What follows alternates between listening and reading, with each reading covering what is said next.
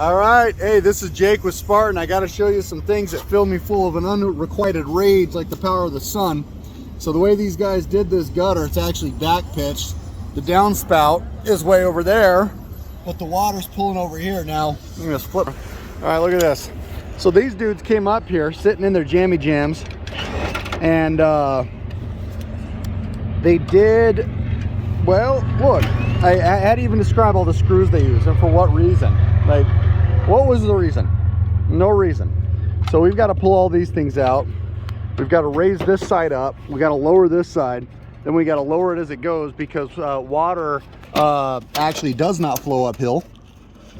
And so, as you can see, the water in this gutter system goes, and as far as it can get is about 10 feet from me that side, and it doesn't actually get to the downspout. So we got to repitch this whole gutter as part of this job.